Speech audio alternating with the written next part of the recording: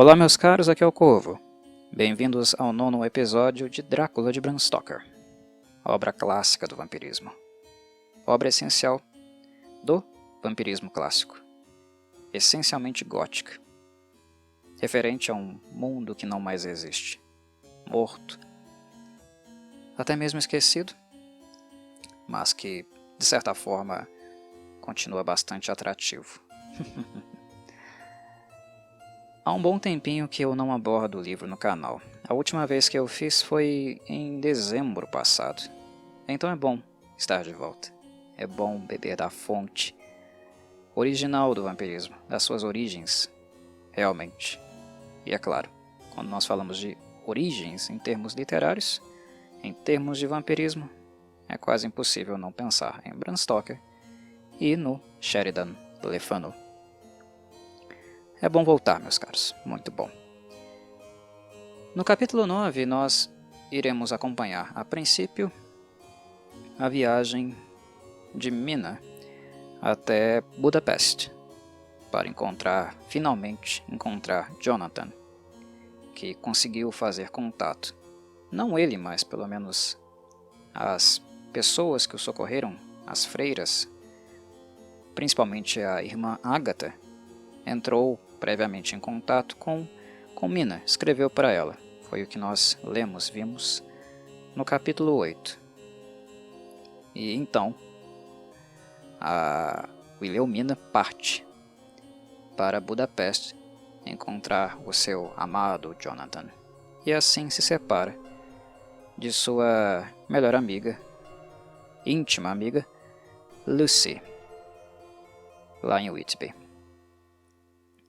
Lucy fica em Whitby por um tempo. Mina parte para Budapeste. Mas as coisas estranhas, bizarras, que estavam acontecendo com ela, com Lucy no caso, não deixam necessariamente de acontecer. Elas apenas ficam um pouquinho mais discretas, menos chamativas, mas algo silenciosamente ainda acontece.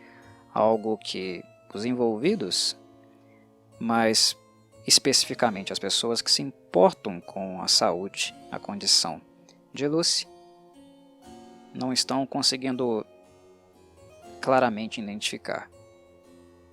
No caso, os envolvidos, os homens, para variar, no caso Arthur Humboldt e o Dr. Seward, não conseguem identificar de fato o que está acontecendo com ela. E assim, o Dr. Seward, no caso, acaba não tendo outra opção do que requisitar a ajuda de um velho amigo, mestre, professor do passado. Alguém que de certo modo, também lhe devia favores.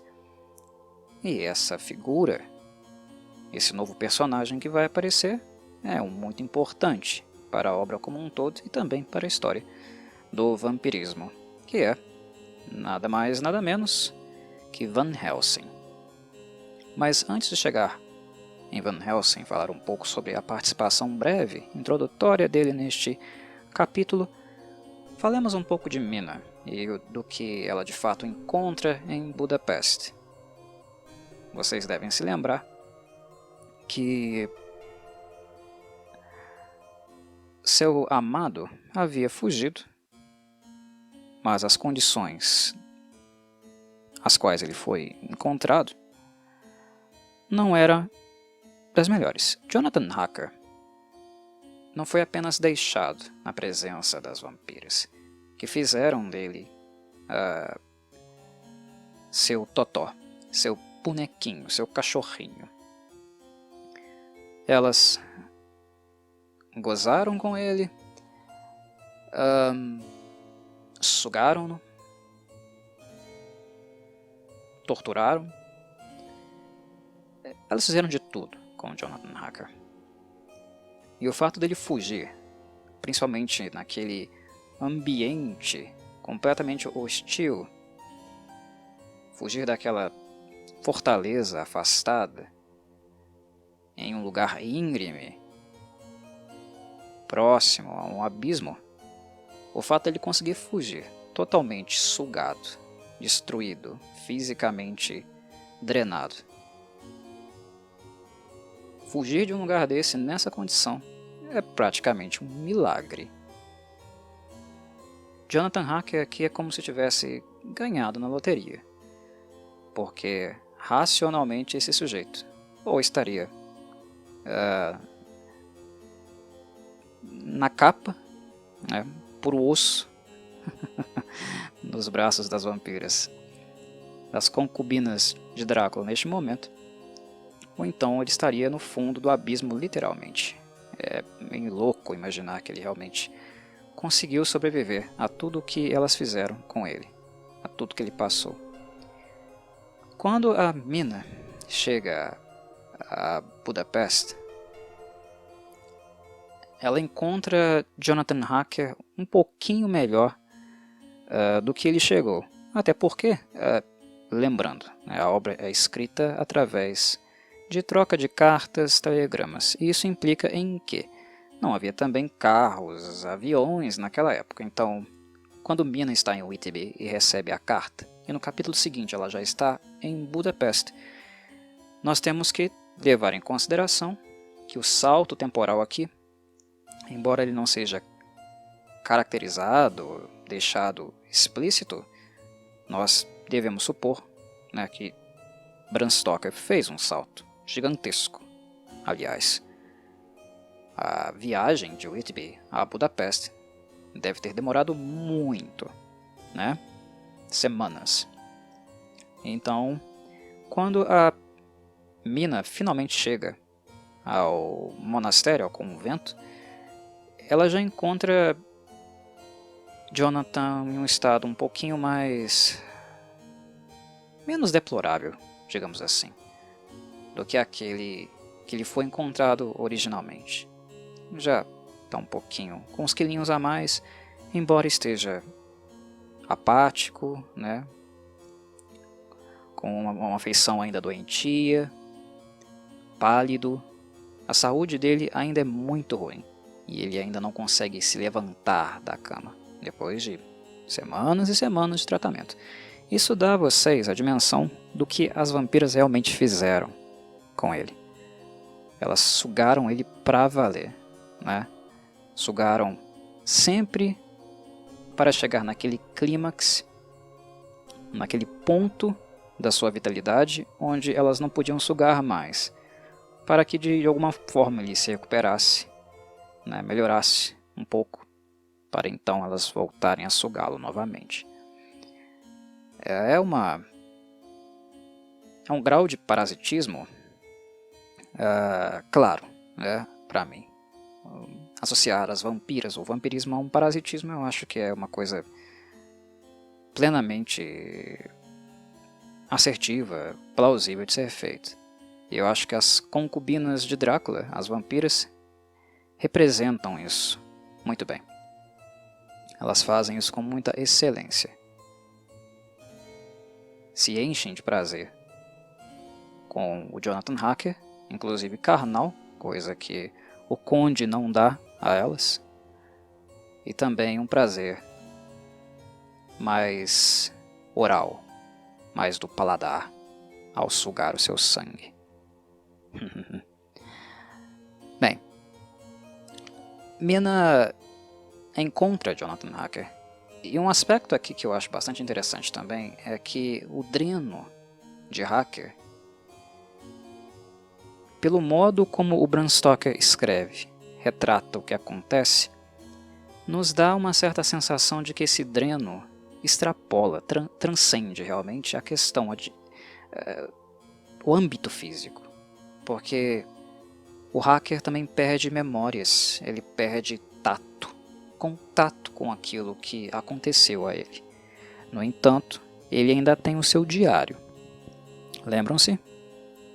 A obra também deixa isso bastante explícito, por ser uma obra de retrato de cartas, de palavras em um diário ou de telegramas. Isso está registrado. Temos registro realmente documental de tudo que acontece na obra. Então, tudo que nós acompanhamos, os personagens em tese, né, também têm alguma possibilidade de fazer uso dessas informações. Então está tudo registrado, tudo ele registrou. Só que ele está tão debilitado e também temeroso, o que é típico, né, de uma pessoa que passou por uma experiência realmente traumática.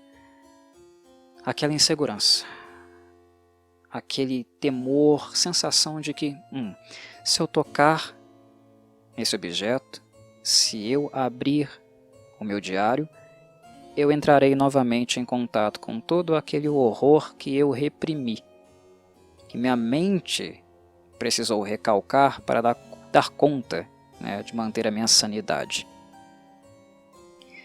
E nós vemos o hacker justamente nessa condição aqui, de alguém que recalcou algumas memórias para não surtar.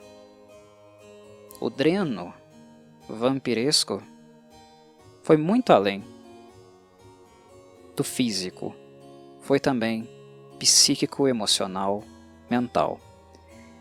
Ele está na capa, definitivamente um trapo. Foi assim que as vampiras o deixaram, sem vitalidade física, equilíbrio mental, né? As febres cerebrais que beiram a loucura são bem explicitadas por Bram Stoker aqui, tem uma certa ênfase. E o espírito dele também está muito debilitado, muito debilitado.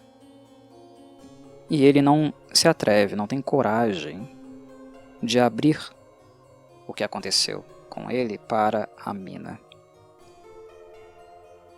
Por dois motivos. Primeiro, porque ele não se lembra totalmente, mas está no diário. E segundo, porque ele também tem medo do que ela vai ter contato. Mas como o reencontro deles também os leva a renovar os seus votos, votos matrimoniais, inclusive eles se casam lá em Budapeste. Inclusive é bem triste, bem melancólica essa parte, eu diria. Porque eles se casam, um padre, né, um sacerdote, os casa lá em Budapeste, e o Jonathan está na cama, Jonathan Harker está na cama, está deitado, ele se casa deitado, porque ele não consegue se levantar, ele não tem força para isso. É bem triste a cena. Mas eles se casam, de todo modo, renovam os votos, e ao renovar tais votos, ele também se abre para ela no sentido de reafirmar a confiança que é necessária entre um casal. Ele não quer esconder nada dela. Ele não se lembra, mas entrega o diário. E dá permissão para ela consultar. Só que a mina acaba abdicando disso. E esse é um momento interessante e pontual no livro, porque pelo fato da obra ser secular, nós sabemos o que irá acontecer adiante, certo? Mesmo que o ouvinte não tenha nunca lido o livro, certamente já entrou em contato com adaptações e sabe o que aguarda a mina mais adiante. O encontro com o Conde. Se nesse ponto aqui ela tivesse aberto o diário, talvez as coisas teriam sido muito diferentes.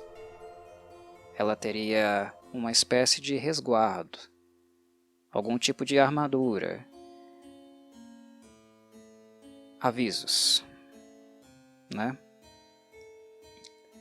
Ela poderia ter tido a possibilidade de talvez fazer um enfrentamento mais adequado diante daquilo que a obra, né, a história narrativa, reserva mais adiante. Mas ela opta por não fazê-lo. O que, para nós, né, tendo a visão que nós temos mais global de tudo que acontece, coisa que a personagem obviamente não tem, foi uma das coisas mais inassertivas que ela poderia ter feito. É uma pena. Ela embrulha o diário, passa uma fita, o sela, não abre, não lê. O que passou, passou. Não quero conhecer, Não quero saber dos horrores que você, meu amado Jonathan, passou. Daqui em diante será tudo novo. Será tudo melhor. É um pouco de um romance, né, fantástico, meio frufru, né, é idealizado mesmo, né,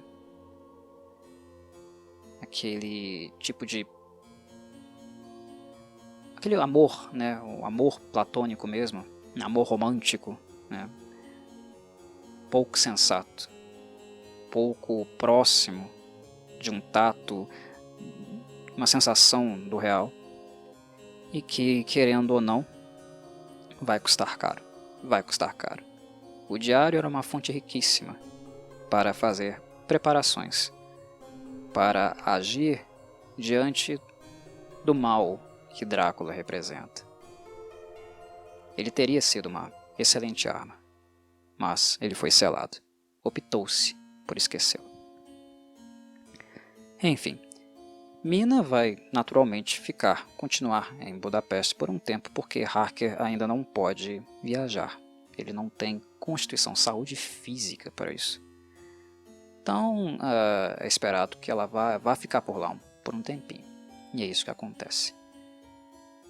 E Lucy, nesse sentido, fica sozinha com a mãe novamente. Não tem mais com quem conversar tão intimamente assim. E embora ela tenha uma relação muito boa com a mãe dela, né, com a senhora Westerham, vocês devem se lembrar também do estado de saúde da senhora. A doença do coração, né?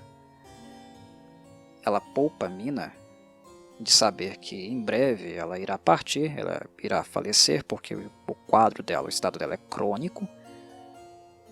Mina, de certa forma, está um pouco alienada com o fato de que ela irá falecer, mas ao mesmo tempo a condição física da mãe dela salta aos olhos. A Lucy... Confundi. É mãe da Lucy, não da Mina. A Lucy, ela sabe que a mãe está mal. E também age de forma a não expô-la muito ao estresse, né, a tudo que possa de alguma forma agravar a sua condição. Temos aqui uma filha que também, embora esteja mal, esteja tendo sonhos horríveis, aqueles episódios de sonambulismo que no momento cessaram, mas ainda se sente débil, ela ainda se sente letárgica, às vezes enfadada, estressada, incerta, drenada. Eu acho que a palavra mais assertiva, a palavra que melhor descreve a situação, né, o momento de Lucy, certamente é drenada, embora ela não saiba disso. Mas enfim, ela evita expor a mãe a qualquer tipo de estresse, o que também é bom, né, dada a condição dela. Insuficiência cardíaca e um estresse muito grande realmente pode agravar muito o quadro, a situação. Mas ela está sozinha, muito sozinha. O Arthur Holmwood, seu noivo, ele passa a fazer companhia para ela. Só que vocês devem se lembrar também que o pai dele também enfrenta problemas no momento. Então o Arthur fica viajando. Uma hora ele vai se encontrar com Lucy, cuidar um pouco dela, e depois ele volta para cuidar do pai e os assuntos da família. Então ele vai transitando de um lugar para o outro o tempo inteiro. Então ela tem momentos de solidão, que só é parcialmente sanado com a presença do Dr. Seward, que é amigo, né, do Arthur Holmwood. Também é ex-pretendente dela, né, mas ela acabou decidindo-se pelo Arthur, vocês devem se lembrar. Mas ele continua fazendo visitas a pedido do Arthur a ela. No caso aqui, nesse momento na condição de médico, porque o Arthur percebe que a condição dela é muito estranha. O abatimento é muito grande. A palidez. É como se realmente vida estivesse abandonando a Lucy. Embora fisicamente, além da palidez, dessa apatia, fisicamente ela aparenta não ter nenhum tipo de problema. Aliás, o Arthur Homewood até chega a comentar que ela engordou. O que é estranho, né? Uma pessoa estar apática, aparentemente anêmica, e engordar? É estranho, né? O que nos dá também aqui uma espécie de indicador que o que realmente aflige Lucy já não é mais algo que possa ser explicado biologicamente. Estou falando realmente da infecção vampiresca, né? Um processo de transição, caminho, digamos assim. Mas é óbvio que por não conhecer, não estar ciente desse processo, o Dr. Seward fica no escuro, ele não sabe o que fazer, né? O Arthur pede para que ele faça alguma coisa, a examine e ele não encontra nada que possa ser explicado pela medicina. Não há nada patologicamente, fisiologicamente errado com ela. E é aí que ele pede ajuda ao seu antigo professor, mestre e amigo, Van Helsing, que então faz uma viagem de Amsterdã para a casa de Lucy, que voltou, né? Voltou para casa, não está mais em Whitby. A princípio ela chega até a cogitar que o mal-estar, o abatimento teria voltado em virtude da troca de ambiente, né? O ar mais limpo, fresco do mar, agora substituído pelo clima mais típico de uma metrópole, né? De um ambiente social, urbano, inglês. Ela imagina que teria sido essa troca de ares o que teria impactado a sua saúde. Mas obviamente não se trata disso. Van Helsing. Vamos a ele então. Van Helsing, em qualquer mídia que vocês possam encontrar o personagem adaptado, há alguns elementos conceituais do Bram Stoker que sempre devem ser mantidos. Primeiro de tudo, Van Helsing é um erudito. Ele é um erudito. É um sujeito que conhece muitas coisas de muitos campos de conhecimento diferentes. E, inclusive, isso dá ao personagem um certo traço autoritário, um pouco arrogante, uma personalidade muito forte, né? O Van Helsing é aquela espécie de doutor que sabe demais e não tem muita paciência para ficar escutando lorota, achismos dos outros, né? Porque ele, normalmente, é a autoridade nos assuntos que está tratando. No contato com as pessoas que ele tem, normalmente ele é o mais erudito, aquele que tem maior conhecimento de causa sobre o que ele analisa e o que ele estuda. Então ele é um sujeito um pouco arrogante, até mesmo um pouco impaciente, e de mente tempestuosa. Van Helsing é excêntrico, um pouco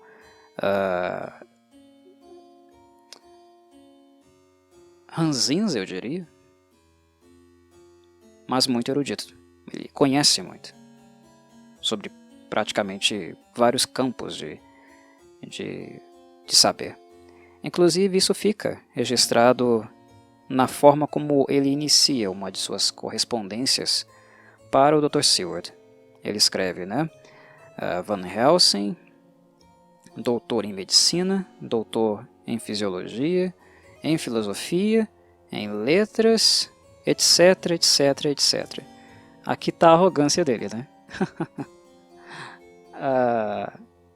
Eu sou doutor em várias coisas. De certo modo, o leitor, né, de nossa época pode achar que o Bram Stoker está de alguma forma idealizando a figura do Van Helsing. Mas eu preciso lembrar ao ouvinte que era cultural naquela época. Era um ambiente acadêmico, aquele do século XIX, onde os campos de conhecimento eles não estavam assim tão divididos ou separados como hoje nós os temos e os entendemos. Filósofos liam historiadores, médicos, né? Biólogos. O trânsito nas universidades, a troca de saber e o modo interdisciplinar que o saber era abordado antigamente, eu diria que ele era muito mais saudável para os fins do conhecimento. Não era estranho que um perito ou uma autoridade em um campo de saber fosse buscar conhecimento em outros campos, porque eles percebiam que em determinado momento, e isso é verídico, é fatídico, continua sendo, o campo de conhecimento que você tem erudição há certas questões que ele não consegue responder.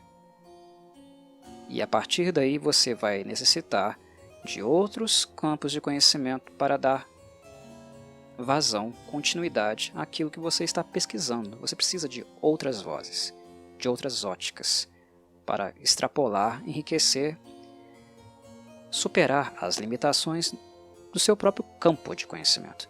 Então, quando nós temos Van Helsing falando que é doutor em medicina, em filosofia, em letras, nós estamos falando de alguém que é de fato doutor, não porque abraça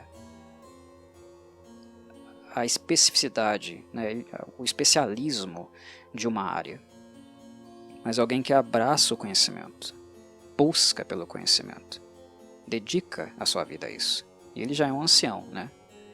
Detalhe, alguém que, para ter estudado tanto, ser doutor em várias áreas, óbvio que esse sujeito é um ancião. Mas o compromisso é com o conhecimento. E é por isso que ele transitou em tantas áreas assim. Isso é necessário. E, infelizmente, foi algo que, a partir do século XX, foi se perdendo, né? Os especialismos, né? As divisões pouco sábias, né? Entre os campos de conhecimento, né? As áreas das ciências naturais, de um lado, as humanas, as exatas, todas separadas, sem fazer contato, isso causa mais malefício para o conhecimento do que benefício, né? Infelizmente, esse é o quadro atual. Mas antigamente não necessariamente era assim. Filósofos liam, historiadores, né, matemáticos. Pensem nos gregos, né? No próprio início da história da filosofia. Pensem nos gregos. Havia matemáticos, astrônomos entre os gregos, que também eram filósofos. Enfim, são apenas exemplos para esclarecer que o fato de Van Helsing ser apresentado como alguém que é doutor em várias áreas não é apenas uma forma de engrandecer o personagem, né, ou idealizá-lo. Não é isso que o Bram Stoker está fazendo. Ele está apenas retratando como era, como se portava um acadêmico da sua época. É alguém que lia muito, vários autores de áreas diferentes, porque para dar a condição de satisfazer o seu objeto de análise de pesquisa, era necessário entrar em contato com áreas do conhecimento diferentes, porque uma apenas não é capaz de esgotar o objeto que se quer conhecer. Claro? Bem, Van Helsing chegando, né? Ele é pouco pouco discreto, eu diria, né? É um sujeito exótico, como todo sujeito fora da caixinha, né? Que tem uma visão epistemológica, conhece muitos paradigmas. Ele é um sujeito com uma visão diferenciada das coisas. E o contato dele com Lucy, obviamente, já abriu algumas hipóteses, ele já contemplou algumas possibilidades que os olhos de Seward não seriam capazes de perceber, embora ele ainda mantenha uma resposta, né, uma resposta definitiva em sigilo. Entrar em contato com a Lucy o perturba, mas ele percebe que há algo ali estranho e que isso pode dizer de algumas coisas as quais ele definitivamente não esperava ter encontrado ali. Ele percebe que Lucy não tem absolutamente nada de errado do ponto de vista fisiológico. Ele confirma tais hipóteses, mas ele consegue captar que ela não está apenas pálida, abatida e aparentemente anêmica, quando não está anêmica, na verdade. Ela não está carente de ferro, não há nada de errado mais com o sangue dela. Só que o Van Helsing percebe que há um elemento acontecendo aqui, que é o elemento da transformação. Lucy está lentamente mudando. E isso acaba sendo expresso, sendo exemplificado no comportamento dela, nos hábitos dela, no modo como ela se expressa, se sente, no ambiente em que está, nos momentos diferentes do dia. São mudanças muito lentas. Em Bram Stoker nós não temos nada que é abrupto. Do dia para a noite um personagem muda completamente, da água para o vinho ou vice-versa. Não é assim. São mudanças muito sutis. Um processo bem lento, mas pelo olhar clínico que o Van Helsing possui, ele meio que sentiu o golpe. Ele já sentiu. Aqui tem algo. Algo que eu não esperava e que, caso eu confirme minhas hipóteses, caso meu sentimento esteja certo, é algo realmente terrível.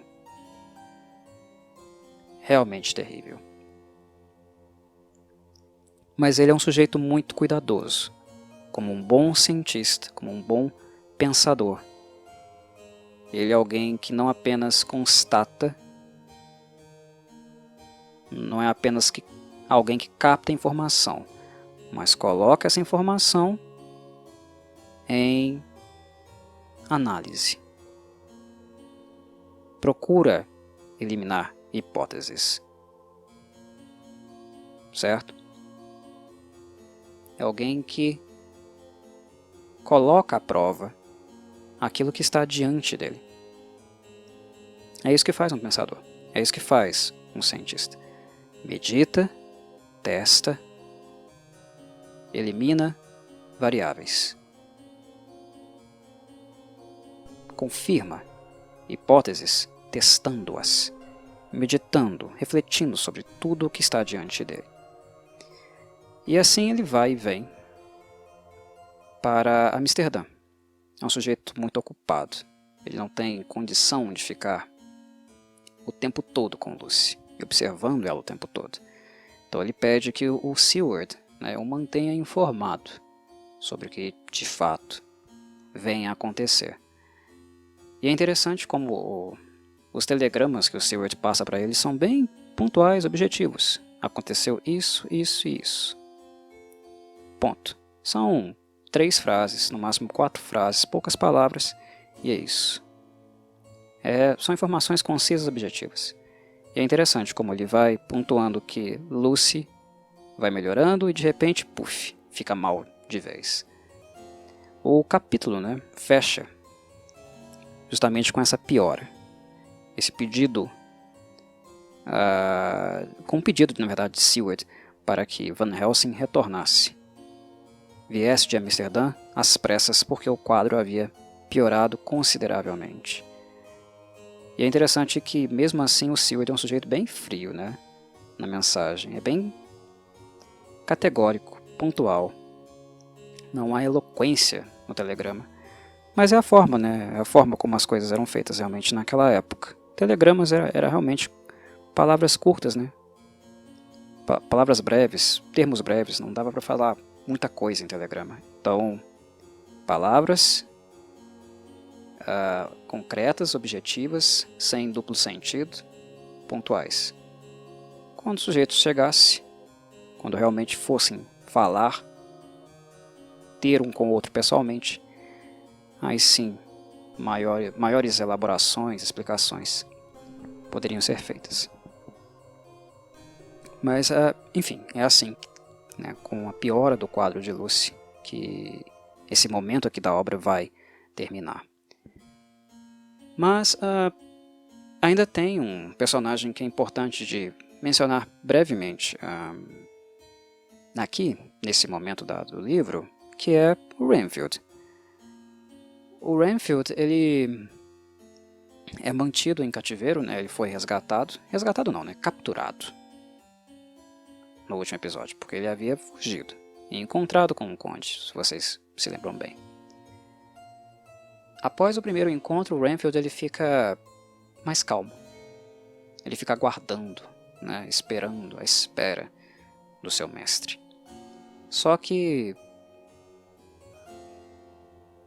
o conde não tem tanto interesse, né, ou serventia assim para o Renfield. Não mais. Teve, não mais. E o que nós vemos é o personagem se frustrando, porque é uma espera que se estende, né? E essa ânsia de retorno do mestre, de saciação do desejo de servi-lo ou estar com ele, né? Ou ser abraçado por aquilo que ele é, nunca chega. Então o Renfield acaba sendo um personagem de rompões de humor. Ele estoura, se acalma, estoura e se acalma. Há uma certa bipolaridade no comportamento dele. É algo muito frequente. Rompões de humor. E é engraçado como... Esse é o ponto que eu quero chamar a atenção. É engraçado como esses rompões também se adequam, acabam se adaptando com momentos do dia. É interessante como o Renfield, mesmo não sendo um vampiro, como os hábitos dele se tornam extremamente noturnos. De dia, ele se inquieta, ele fica mais hostil, um pouco mais irritadiço. Mas quando a noite chega, quando as trevas caem, é como se ele se sentisse mais confortável, como se ele estivesse mais satisfeito no seu habitat natural. Mas lembrando, reforçando, Renfield não é um vampiro. O que ele faz é uma projeção. Quando ele come aranhas, moscas, quando ele acredita que está sugando vidas, isso é nada mais do que um delírio dele. Ele age como se estivesse fazendo, mas isso é uma expressão, né, do seu desequilíbrio mental. É uma projeção daquilo que ele deseja ser, mas não daquilo que ele é. Mas é curioso como todo esse desejo, essa projeção, acaba fazendo com que o comportamento de Renfield se transforme mesmo e ganhe, né, uma certa roupagem vampiresca, mais noturna, mais gótica, mais tenebrosa. E eu acho que esse capítulo deixa isso claro, como a projeção do personagem faz com que ele assuma-se, né, comporte-se realmente como um vampiro mesmo sem o selo. Há uma segunda fuga aqui. Houve uma segunda fuga. Até porque o Dr. Seward, ele queria observar mais o comportamento do Renfield, em virtude da primeira fuga. A primeira fuga acabou gerando uma certa comoção, a necessidade de trancafiá-lo novamente, porque ele é um sujeito perigoso. Definitivamente o é. Mas, em virtude da comoção, não foi possível observá-lo muito bem, observar um pouco o seu comportamento fora do manicômio. E o Seward é também um estudioso. Ele é alguém que estuda o comportamento humano. Então, em virtude da curiosidade, ele acaba afrouxando um pouco a segurança na esperança de que o Renfield fuja novamente. Ele deixa janela aberta, né? Facilita um pouco a fuga do personagem. E é interessante porque, a princípio, ele não foge. Ele realmente está esperando o retorno do seu mestre. Mas, na medida do momento que ele vai se frustrando, em um determinado momento, quando era inesperada a atitude de fuga, aí sim ele foge novamente. E ele volta para aquela casa, né, abandonada, próxima dali. O Seward vai atrás dele, o encontra, o recaptura, mas é interessante que dessa vez, né, ele percebe a presença de um morcego bem avantajado, que parte do local, voa, né, para outro lugar. E o Seward percebe que o comportamento do animal, da besta, do morcego, não é exatamente aquilo que se espera de um. Que exiba uma espécie de voo circular. Esse morcego parece determinado, voando em linha reta, em uma direção específica, serenamente, calmamente, como se ele tivesse uma motivação e um objetivo muito específico. Não é o tipo de comportamento que se espera de um morcego. É interessante como o Bram Stoker nos apresenta, né, esses aspectos bestiais do Conde de maneira também esporádica, né, e sem tanto furor. É claro que isso vai mudar com o tempo, isso vai ser um pouco mais trabalhado posteriormente, mas é interessante esse conceito do Drácula, né, como o Senhor das Bestas, e alguém também com a capacidade metamórfica, digamos assim. É um dos conceitos que eu mais gosto no Drácula, para falar a verdade. É o pai das bestas, né? Consegue estabelecer uma conexão muito forte com as mesmas e ao mesmo tempo também assumir características, né, feições, natureza dessas bestas, mas sem perder sanidade, traços, né, que ele ainda retém da sua antiga condição humana.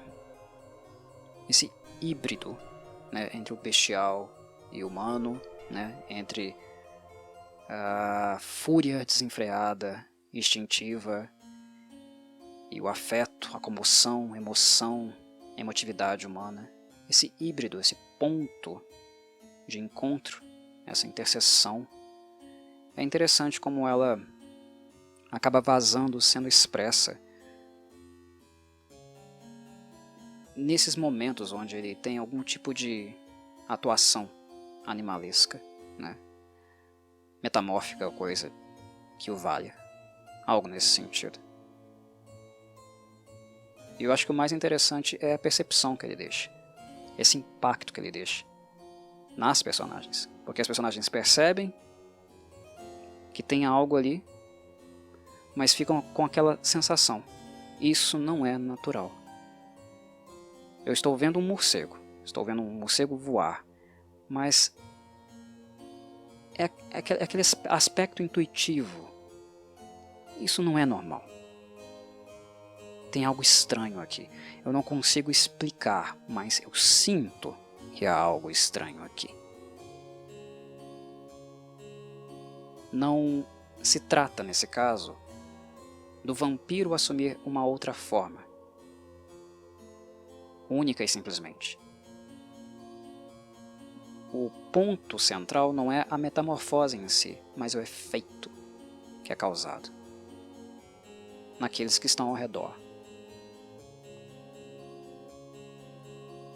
É esse efeito, essa sensação de que estamos diante de uma criatura das trevas, medonha, embora em termos de imagem não passe de um morcego, um animal.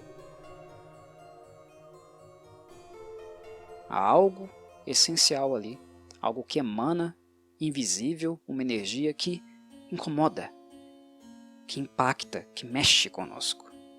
É esse o conceito bestial na personagem, no Drácula, que eu realmente acho interessante e um diferencial do Bram Stoker.